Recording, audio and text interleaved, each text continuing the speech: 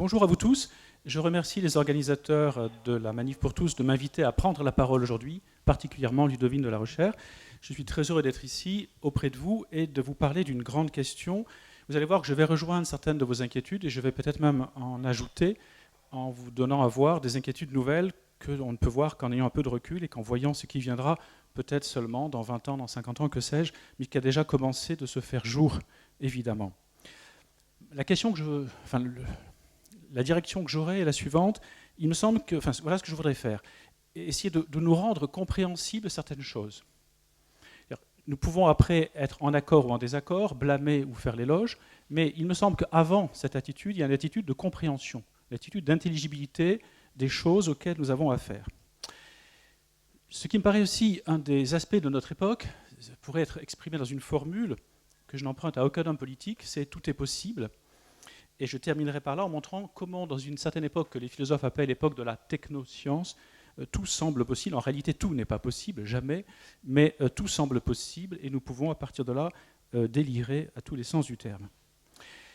Mon souci, c'est qu'aujourd'hui, me semble-t-il, l'idée d'humanité ne va plus de soi. Donc vous allez voir qu'à la fois, il va nous falloir comprendre les conditions de possibilité de certains faits contemporains ou de certaines mentalités contemporaines et en même temps interroger plus profondément l'idée de l'homme qui ne va plus de soi aujourd'hui. Je ferai référence pour commencer aux travaux de Rémi Brague, que tout le monde connaît j'imagine, qui parle de perte de légitimité.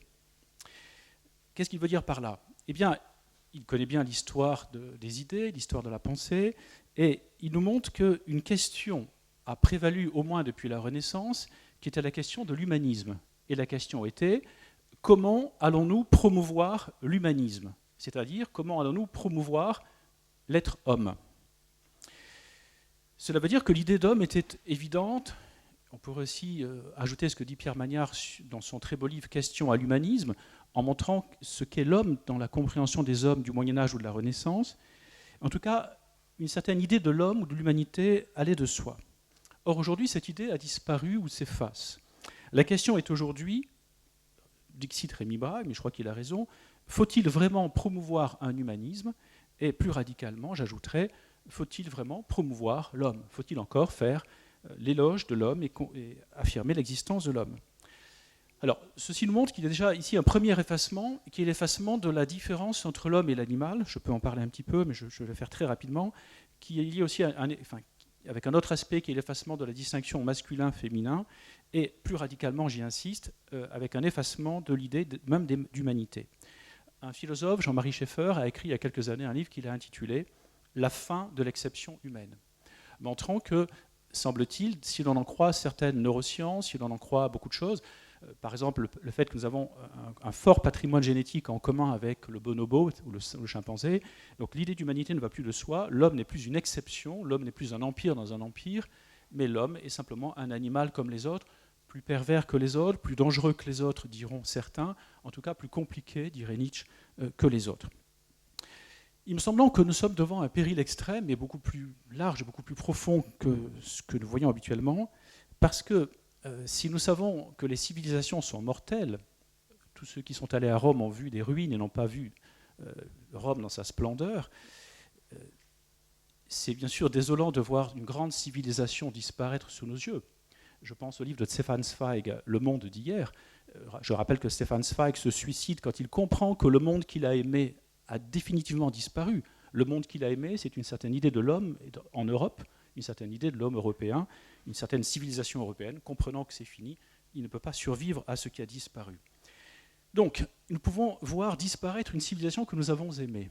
Mais ici, ce qui disparaît, ce qui est en danger de disparition, c'est l'homme comme tel, me semble-t-il. J'en viens maintenant à ma question, la question de l'homme proprement dite, en donnant un rapide coup d'œil sur l'histoire de la philosophie. Ce sera très rapide, vous allez voir, et en montrant un premier point qui est la notion de l'étonnement. Platon et Aristote l'ont montré, la philosophie commence par l'étonnement. C'est un étonnement qui n'est pas commandé, qui ne va pas de soi, là encore, par définition. Il s'agit donc d'une naissance de la philosophie dans une âme lorsque cette âme, cette intelligence, s'étonne devant quelque chose.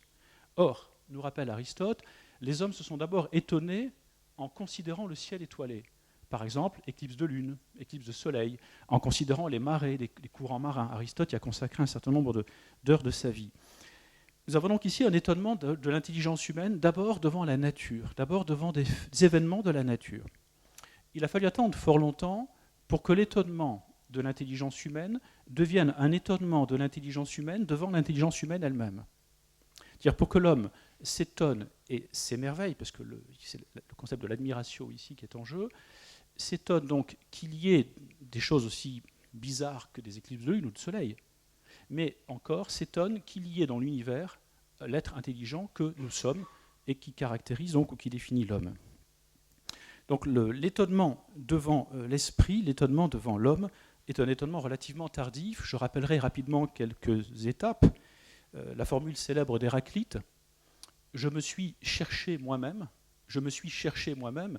Alors, je ne fais pas d'Héraclite un Saint-Augustin, un Marcel Proust ou je ne sais qui, je vois bien la différence, mais déjà apparaît une première recherche qui a pour objet et pour fin donc la connaissance de ce qui s'appelle en grec anthropos, l'homme. Je me suis cherché moi-même. Deuxième grande étape, dans l'histoire de la philosophie grecque encore, on ne peut pas ne pas citer Socrate, avec qui apparaît pour la première fois, d'une certaine manière, avec des bornes évidemment, la question de l'homme. C'est Socrate le premier qui pose la question « Qu'est-ce que l'homme ?» Question qui est l'objet de ma communication. Qu'est-ce que l'homme ? Quand Socrate rappelle cela, il montre que celui qui mène une enquête sur l'homme ne sait pas nécessairement ce que fait son voisin, ce que ne fait pas son voisin, parce que la question ne porte pas sur un tel ou un tel, mais sur l'idée d'humanité, sur l'idée de l'homme. Quelque chose donc, qui est présente en chaque être humain, mais qui n'est épuisée par aucun être humain. La question « qu'est-ce que l'homme ?» devient une grande question, toujours pertinente évidemment, qui est la question « un homme, qu'est-ce qu'il est capable d'accomplir ?» Des choses étonnantes, envoyer un satellite tourner autour de Pluton, etc. Des choses, et seconde question, un homme, qu'est-ce qu'il est capable de subir ? Et les différents événements de nos dernières décennies ou des dernières guerres nous montrent des choses étonnantes. On n'aurait pas cru un être humain capable de subir telle ou telle situation abominable. Un homme, donc, qu'est-ce que c'est capable d'accomplir et qu'est-ce que c'est capable de subir ? Et seule l'expérience ici peut nous montrer les limites du tolérable, les limites de l'accomplissement, si limites il y a, mais c'est une grande question que je voudrais aussi aborder. À propos de Socrate, toujours, donc, je rappellerai aussi la question ou l'interjection « connais-toi toi-même », qui est liée à la question de l'homme, évidemment. Il s'agit donc ici, pour la première fois, que l'homme se connaisse soi-même et sache ce qu'est l'homme, ce qu'il est capable d'accomplir et de subir. Beaucoup plus tard, dernier jalon que j'évoquerai ici, saint Augustin, dans la formule célèbre « Qui suis-je, moi ?», qui introduit là aussi une nouveauté radicale. Parce que la question originelle que j'ai posée, c'est la question « qu'est-ce que l'homme ?» Mais avec Augustin apparaît une nouvelle question qui montre qu'une fois que j'ai répondu à la question « qu'est-ce que ?», si je peux y répondre, apparaît une nouvelle question qui est « qui suis-je ?» Et pour la première fois dans l'histoire de la pensée, Augustin pose en première personne la question « moi, qui suis-je ?» Question qui va de soi pour vous tous, qui va de soi pour quelqu'un qui va voir un psy pour essayer de résoudre telle ou telle énigme de sa personnalité, mais question qui est pour la première fois pensée par un philosophe qui est saint Augustin.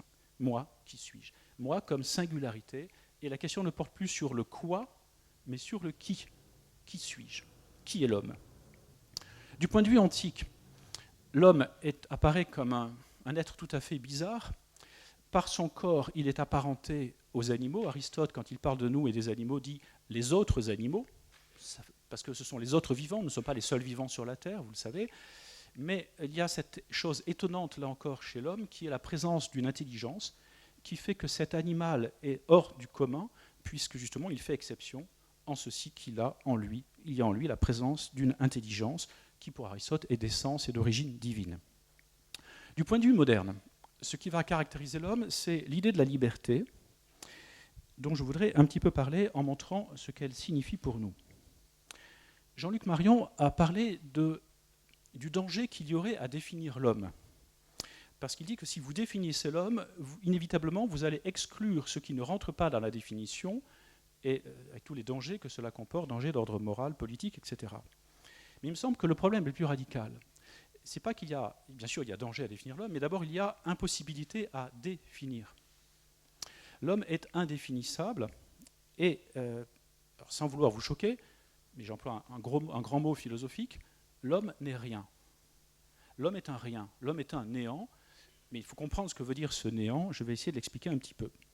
Cela veut dire donc que l'homme est ici non pas une chose finie, qui a telle et telle qualité, qui pèse tant, qui occupe tant d'espace pour une telle durée, comme une chaise, comme un virus, comme je ne sais quoi, mais l'homme est un être spirituel, une âme spirituelle, incarnée évidemment, et par là, donc l'homme n'est pas quelque chose que l'on pourrait enfermer dans une borne quelconque. Et en ce sens-là, l'homme n'est pas définissable.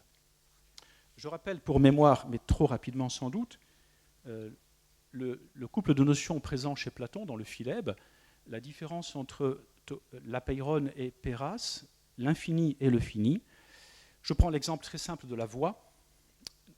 Un être humain qui vient à naître reçoit de la nature une possibilité ou une potentialité d'élocution, de prise de parole, mais cette voix est au commencement quelque chose d'illimité, quelque chose d'indéfini, et c'est seulement en entendant parler la langue maternelle, par exemple, qu'il apprendra à former certains sons et qu'il ne pourra pas après ou difficilement former d'autres sons. Vous avez donc ici un bel exemple du caractère de ce que j'appelle le néant, c'est-à-dire l'illimitation, l'infinité de l'esprit humain, et qui fait que cette illimitation, néanmoins, doit recevoir une limite. D'autres aussi en ont parlé, le problème de la limite, mais qui est un vieux problème, une des notions les plus importantes de l'histoire de la philosophie. Qu'est-ce que cela veut dire pour l'homme ?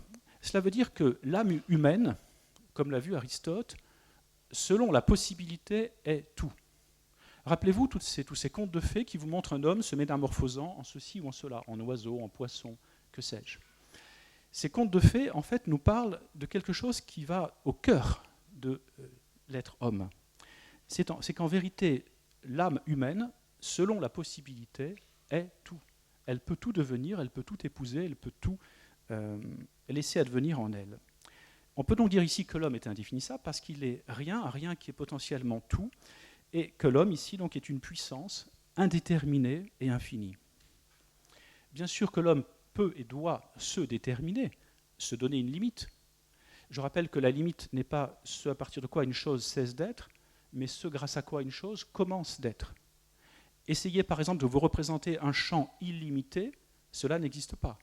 Pour qu'il y ait un champ, il faut qu'une certaine portion d'espace soit délimitée, et cela donnera l'existence d'un certain champ, de telle étendue, tant d'hectares, etc. L'illimité est une potentialité qui n'a pas de réalité. L'homme est quelque chose d'illimité qui doit se limiter pour exister, comme un champ illimité n'existerait pas et ne peut exister que comme tel champ, etc. J'en viens à regarder maintenant de plus près la différence entre l'homme et l'animal. Ma thèse ici sera que l'animal est un vivant terrestre. Regardez bien, pareil pour les plantes d'ailleurs, vous voyez bien qu'il y a des saisons pour les amours, pour la reproduction, pour la naissance. Il y a donc un animal, ou les animaux, selon leurs différentes espèces, vivent toujours accordés au rythme de la nature. Un animal est ici entièrement soumis au rythme de la nature et aux puissances de la nature, automne, printemps, été, etc. L'homme est-il pareillement assujetti au jour et à la nuit, au rythme du soleil, donc de l'année, du jour, etc. Ma thèse ici sera que l'homme est un vivant terrestre, mais il est davantage qu'un vivant terrestre. Il n'est pas stricto sensu, n'en déplaise à Martin Heidegger, un vivant terrestre. Bien sûr que l'homme est parfaitement né ou capable ou adapté pour vivre sur la Terre, plus que sur Mars, sur la Lune. Vous connaissez un peu ces questions-là, j'imagine, mais ce n'est pas cela qui m'intéresse ici. Ça veut dire que l'homme est bien un vivant terrestre par beaucoup de côtés, parce que vous voyez bien aussi que nos activités changent selon que c'est l'hiver, l'été, notre humeur change selon que c'est le matin, notre état d'esprit n'est pas le même le matin, le soir, la nuit. Vous voyez bien donc comment notre âme ici est affectée par le jour et la nuit, les saisons, le ciel bleu ou la pluie, que sais-je. Mais si notre âme est nécessairement ou inévitablement affectée par la nature, par les saisons, par le soleil, que sais-je, notre âme n'est pas pour autant déterminée par cela. Par exemple, vous pouvez avoir ou éprouver une grande tristesse alors même que le soleil brille. Votre âme n'est pas comme une plante qui a besoin du soleil et qui ne se porte bien que quand il y a de l'eau, de la terre et du soleil. Notre âme donc, est bien touché, affecté par les états de l'univers et de la planète Terre, mais notre âme n'est pas déterminée par là. Les états de notre âme varient selon quoi? Eh bien, selon des facteurs politiques. Est-ce que c'est la paix civile? Est-ce que c'est la guerre civile? Selon des facteurs moraux, selon des facteurs existentiels, personnels, chômage, réussite professionnelle, que sais-je. Je prendrai comme exemple pour montrer cela, pour développer ce point, la notion de besoin. Regardons le besoin humain et comparons-le avec le besoin naturel, avec le besoin animal. Indéniablement, et tous les philosophes sont d'accord là-dessus, l'être humain est un être travaillé par des besoins. Si je ne mange pas, si je ne bois pas, si je ne satisfais pas ces besoins naturels et nécessaires, je mourrai. Donc l'homme est un être travaillé, habité par des besoins. L'étonnant ici, c'est que, on voit bien ici la différence entre l'homme et l'animal, donc de nouveau l'exception humaine, c'est que si nous sommes travaillés par des besoins, nous ne sommes pas déterminés stricto sensu par nos besoins comme l'animal. De nombreux philosophes aussi l'ont noté, l'animal ressent une impulsion, la soif, la faim, l'impulsion sexuelle, il y a des textes célèbres là-dessus, et l'animal, quand il ressent l'impulsion, obéit à l'impulsion. Il n'y a même pas la pensée de pouvoir ne pas obéir à l'impulsion. En revanche, l'homme, lorsqu'il ressent une impulsion, expérimente quelque chose dont j'ai parlé tout à l'heure qui s'appelle la liberté. C'est-à-dire la capacité de consentir à une impulsion, à une inclination, à une tendance, et la capacité donc de ne pas y consentir. Quelqu'un vous insulte, vous sentez la colère monter, vous pouvez vous laisser aller à la colère, mais vous avez aussi la faculté de dire non à cette colère, de rentrer l'épée dans le fourreau comme le fait Achille au début de l'Iliade, rappelez-vous, il sort l'épée pour aller tuer Agamemnon. Il rentre l'épée sur les conseils d'Athéna. Athéna, dont Platon nous rappelle qu'en grec, cela veut dire la divine intelligence. Donc c'est l'intellect ici, l'intelligence, qui lui conseille de rentrer l'épée au fourreau. L'homme donc est bien un être travaillé par des besoins, habité par des besoins, mais des besoins qui sont tels qu'ils ne commandent pas. Ou plutôt des besoins qui sont tels que nous pouvons les retravailler et en faire ce qui s'appellera des besoins culturels. Vous voyez bien, je prends l'exemple de la nourriture, très simplement. Nous avons besoin de manger, et nous n'avons pas besoin de manger du caviar. Ou nous avons besoin de boire, mais nous n'avons pas besoin de boire du champagne. C'est une coutume, c'est une habitude, c'est culturel, et cela dépend aussi de l'invention ou pas de telle ou telle boisson ou nourriture. Donc nous avons un besoin de nourriture et de boisson qui est bien un besoin indéterminé, illimité, au sens de ce que j'ai dit tout à l'heure. Mais maintenant, c'est le travail de la culture que de façonner ce besoin et de le transfigurer pour en faire le besoin dans tel peuple de telle nourriture à telle heure et non pas à telle autre heure, etc. Vous voyez comment donc, il y a bien une nature, un besoin naturel et nécessaire, mais il y a bien ensuite une transfiguration de ce donné naturel par quelque chose d'humain. Alors, où est-ce que je vais en venir avec cela? Mais vous voyez bien, à la question de la sexualité, la question de la manière, par exemple, de se rapporter à la sexualité. Je reste d'abord dans cette différence-là. Donc, ce que nous découvrons ici, c'est un homme qui est touché, affecté par, mais non pas commandé par ses impulsions, ses tendances, ses inclinations, même ses fantasmes et tout ce qu'on voudra. L'homme donc expérimente cette liberté. Cette liberté fait que de nombreux philosophes, je pense à Hegel, notamment, donc, parleront d'une seconde nature, c'est-à-dire que nous sommes ici les auteurs d'un mode d'être qui est le nôtre. Par exemple, dans mon pays, selon la coutume, nous mangeons à telle heure, tel genre de plat. Donc on a bien affaire avec la nécessité. Il est toujours nécessaire de manger et de boire, mais c'est une nécessité dont nous sommes les auteurs. Et c'est une nécessité que nous pouvons modifier. Si je pars en Espagne, je mangerai à d'autres heures, d'autres plats, etc. Donc on a bien toujours affaire avec la nécessité, le besoin naturel et nécessaire, manger, boire. Mais vous voyez ici la marge de manœuvre, et vous voyez la libération d'avec le strict besoin naturel et nécessaire qui caractérise l'homme, qui est donc dans le cœur de l'homme. Je reviendrai rapidement à une auteure qui est Judith Butler, dont certains ont entendu parler. Il me semble qu'il y a... Alors, je rappelle aussi que Butler a lu les travaux de Hegel, qu'elle connaît bien, mais il me semble qu'elle commet un certain nombre de sophismes ou de transformations de la pensée de Hegel pour arriver très rapidement, donc c'est moi qui suis très rapide ici, aussi à la thèse selon laquelle il n'y aurait plus rien de naturel, mais selon laquelle tout serait culturel. À ce moment-là, donc, non seulement le besoin de nourriture, de boisson, etc., mais tout ce qui caractérise l'homme, jusqu'à la sexualité, serait comme ce que je viens de dire à propos du boire et du manger. C'est-à-dire quelque chose à propos de quoi on ressent bien des impulsions, et à propos de quoi, justement, nous sommes capables de façonner dans un sens ou dans l'autre, dans une direction, on parle bien ou dans une orientation, comme on dit aussi aujourd'hui, cette impulsion immédiate.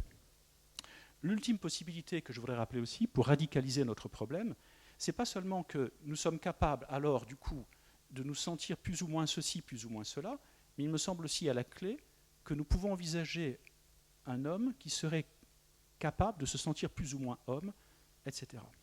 Je ne fais que l'esquisser, je peux le développer après. J'en viens par conséquent à un nouveau point, qui est le problème de la nature humaine. Alors, beaucoup de livres ont été écrits de traiter de la nature humaine. La question a été posée, reposée. Existe-t-il une nature humaine? Je ne vais pas la traiter entièrement ici. Je vais la traiter sous un autre aspect qui est la notion de naturel. Existe-t-il un naturel? Et que signifie le naturel? Ma thèse sera que l'homme, il y a bien un naturel en l'homme, une nature, ou plutôt un naturel, et que ce naturel est au commencement caractérisé par l'indétermination, l'illimitation, et donc aussi l'infinité, ou ce qu'on peut appeler la plasticité infinie. À partir de là, une illusion nous menace. C'est l'illusion de croire qu'à partir du naturel qui est le mien, à partir de ces potentialités innées qui sont les miennes, à ma guise, je peux faire n'importe quoi de mon corps, de mon âme, de mon humanité, et tout ce qu'on voudra. C'est ici une illusion, mais il faut comprendre la condition de possibilité de cette illusion. Ce qui me paraît vrai, tout simplement, c'est que je ne me donne pas ma nature, je ne me donne pas l'existence ni rien, mais que je reçois et que j'ai à transformer, à accueillir, à développer ce que je reçois. Je vais y revenir un peu. Rappelez-vous aussi une phrase célèbre de Pascal, Blaise Pascal, qui dit « La vraie nature étant perdue, tout devient sa nature », pour caractériser l'homme. Alors, cela aussi, nous l'observons. Nous pouvons ne pas retenir l'enjeu métaphysique de la thèse de Pascal. C'est du fait de l'idée de chute originelle, que la vraie nature est perdue, et par conséquent, il n'y a plus de nature humaine. L'homme peut devenir n'importe quoi, n'importe qui, mais plutôt n'importe quoi ici, au sens le plus trivial du terme. La vraie nature étant perdue, tout devient sa nature. Donc, on retrouve bien ce que j'ai dit tout à l'heure. Alors, je vais le prendre sous deux biais. Donc, ou bien, avec Pascal, l'idée d'une nature perdue par la chute, et qui fait que tout peut devenir sa nature, ou bien ce dont j'ai parlé jusqu'à présent, l'idée qu'il y a un naturel indéterminé qui est l'essence de l'homme, et que de par ce naturel indéterminé, nous pouvons, en un sens, tout devenir.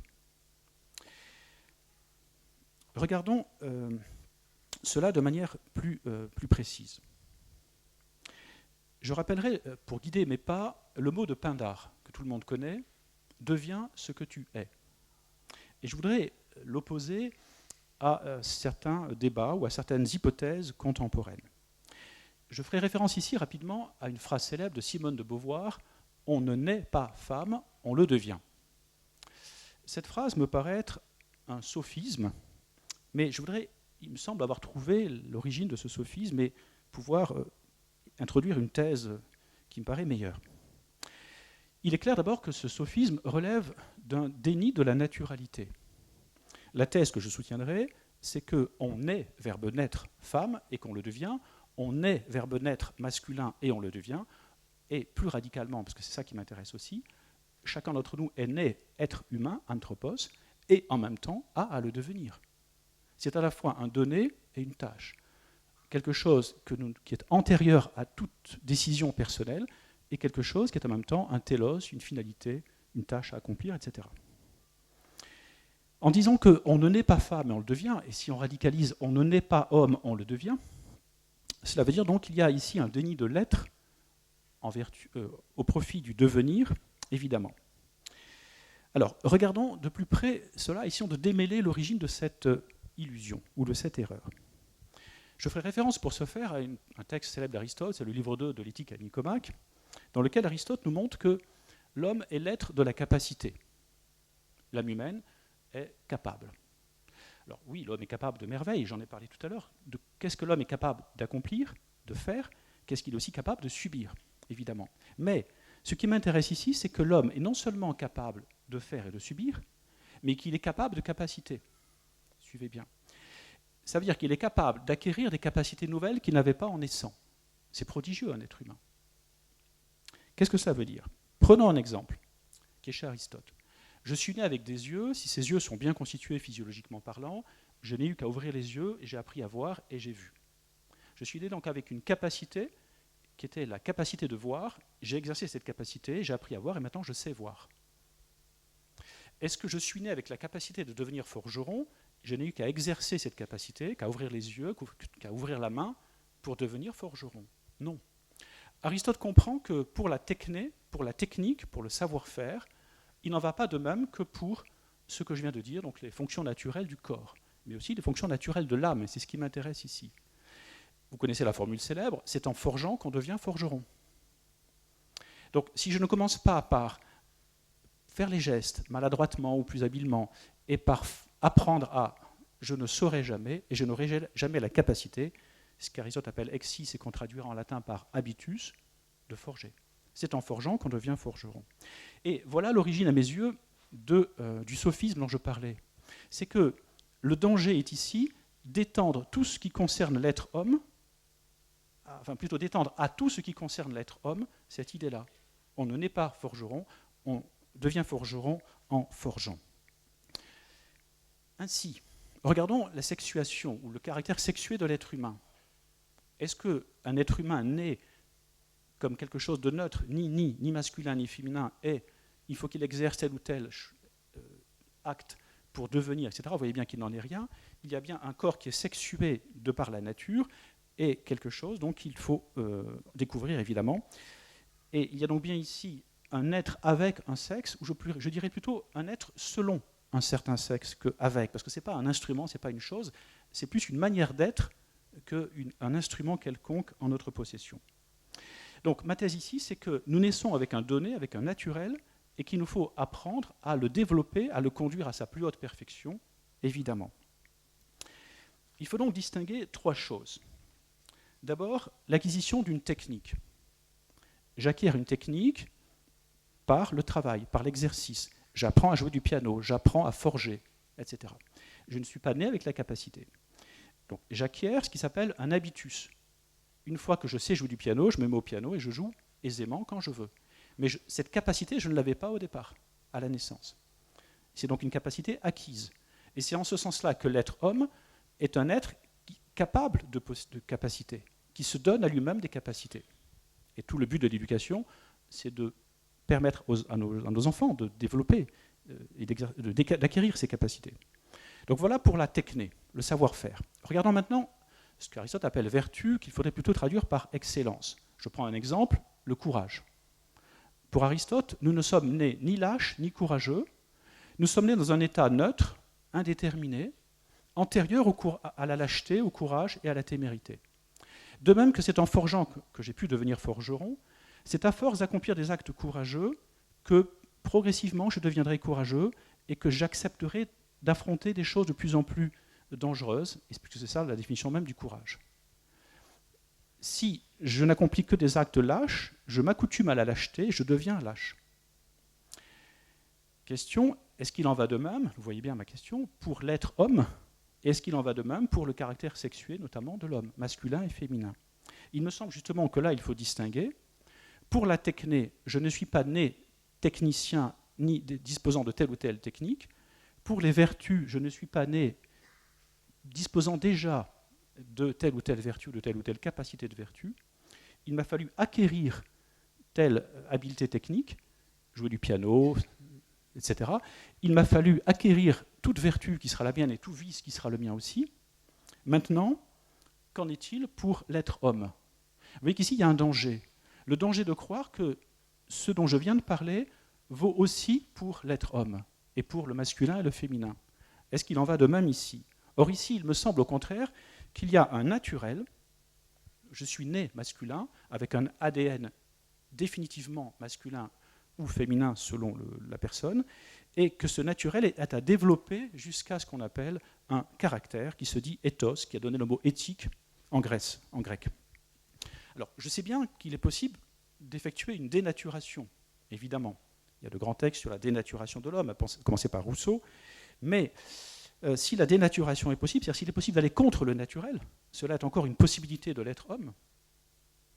Néanmoins, en vérité, me semble-t-il, selon l'ordre du bien, si un homme, si un être, une entité est née sous le titre de l'homme, la vocation ou la destination de cette entité, c'est de devenir pleinement un homme. Donc on a bien ici une possible dénaturation, perte, mais une véritable destination qui est d'être homme, avec un caractère homme, masculin ou féminin aussi, après, pleinement et selon la liberté. Alors, pour conclure, parce que je vois l'heure tourner, je voudrais chercher la clé de notre embarras à plusieurs niveaux, je viens d'en parler. Le plus haut niveau me semblant être l'embarras relatif à la perte de l'évidence de l'idée d'humanité.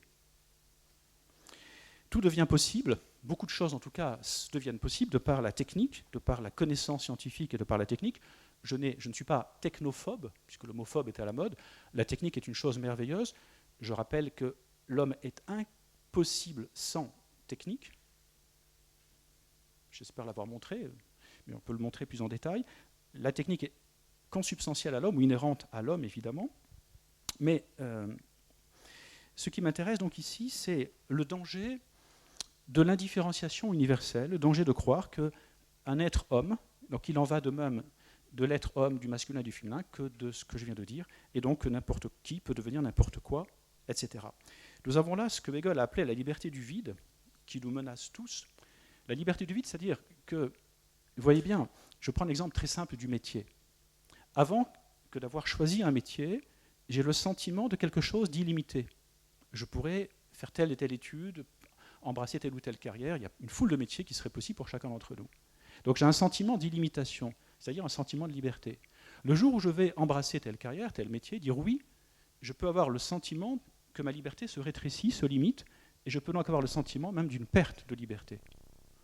Or, ce qui est vrai philosophiquement, c'est que si je ne me limite pas, je n'accomplis rien. Un champ illimité n'existe pas, un homme qui ne se limite pas à quelque accomplissement n'est rien encore, il reste purement et simplement indéterminé. Le danger donc aujourd'hui me semble être le suivant. Une sorte de, d'illusion, de fantasme, de tentation de rester dans l'indétermination. Il me semble donc que le danger de notre époque, c'est le danger de faire de l'homme une simple matière. Heidegger, dans son célèbre article « L'essence de la technique », note que, à ses yeux, justement, l'essence de la technique, dans l'époque moderne, tient au fait que tout tend à devenir ce qu'il appelle stock, dépôt, c'est-à-dire quelque chose dont on peut disposer à sa guise. Vous avez des réserves de matières premières dans le sous-sol, etc. Tout cela est à notre disposition et c'est à nous d'en faire usage comme nous voulons. Il montre bien aussi le danger inhérent à cette époque, c'est que finalement l'homme lui-même tend à devenir un stock, un dépôt, quelque chose qui est à notre libre disposition. Vous voyez bien ici le délire inhérent à cette attitude. L'homme n'est plus qu'un instrument ou qu'un fond dont on fait usage. Il me semble que nous devons être plus radical, que je dois être plus radical, et noter qu'il y a une possibilité plus profonde, plus abyssale, qui est la possibilité que l'homme devienne une matière. Alors, comment cela est-il possible ? Eh bien, pour le dire d'une formule un peu ironique, c'est la faute à l'homo faber. L'homo faber, c'est-à-dire que nous avons développé ce que les philosophes appellent la technoscience. Une fois de plus, c'est une chose admirable que l'on doit pouvoir finaliser évidemment pour le bien. Mais que fait la technique, que font la technique et la science alliées dans la constellation du monde moderne ? Vous voyez bien, elle nous donne un pouvoir sur le génome, un pouvoir sur les corps, un pouvoir sur les animaux, un pouvoir qui a l'air d'être illimité et qui a l'air de correspondre à notre désir de tout refaire selon quoi ? Selon nos volontés, selon nos caprices, selon nos fantasmes. Et ce n'est pas la même chose du tout, chaque fois. Donc nous avons bien ici affaire à un danger. C'est le danger qui a un nom aussi. Et on peut penser à Chesterton disant que la modernité est pleine de vertus chrétiennes devenues folles. Parce que nous retrouvons ici inévitablement le thème de l'homme nouveau, présent chez saint Paul, je rappelle pour mémoire. Mais l'homme nouveau dont il est question ici, est-il encore un homme ? Et donc le danger, quel est-il ? Eh bien le danger, c'est le danger que, justement, il n'y ait plus d'humanité, parce que nous avons affaire simplement à quelque chose qu'on ne nommera plus homme, et remarquez dans la littérature la disparition des noms et des prénoms, chez certaines nouvelles de Zweig, chez Kafka, etc. Le héros s'appelle K. C'est qui K? C'est personne. Il n'y a plus personne, il n'y a plus de personne. Donc voilà le danger, c'est le danger de l'illusion de puissance dans ce qui est en vérité une impuissance, mais nous avons donc tendance à croire que nous pouvons tout façonner et que nous pouvons façonner un homme nouveau indéfiniment. Donc il y a là un déni de la nature. Je crois que notre époque est caractérisée par un déni de la nature, déni de la réalité si vous préférez. La réalité, on peut l'évacuer. Le réel a tort. À la place, nous pouvons introduire un nouveau réel, conforme à nos illusions, conforme à nos idées. Alors ça peut aller d'un extrême à l'autre. On peut aussi rappeler dans l'histoire du XXe siècle ce que cela a donné dans certains totalitarismes, mais on voit aussi ce que cela donne aujourd'hui. Donc le réel, de toute façon, a tort. L'homme est une matière première indéfiniment déformable ou réformable, et il n'y a plus de nature. Il y a simplement ce que nous voulons bien poser en guise de nature, entre guillemets. Voilà. Dans cette tentative ou ce rêve de puissance, en vérité, gît une impuissance, et nous le voyons bien, une certaine écologie nous le rappelle aussi, puisque nous croyons pouvoir éliminer la première nature. Vous vous rappelez, nous avons enlevé le comme, hein, nous voulons nous rendre maîtres et possesseurs de la nature, ce qui n'était pas le vœu de Descartes. Et donc nous risquons ici de vouloir façonner une nouvelle nature humaine selon nos fantaisies. Il n'y a plus de nature, il n'y a plus qu'un technicien, un homo faber, qui croit être le maître de toute chose. Donc le péril est extrême, parce que le péril n'est pas le péril de perdre un bras ou de perdre telle ou telle civilisation, mais de perdre la civilisation elle-même. Je vous remercie.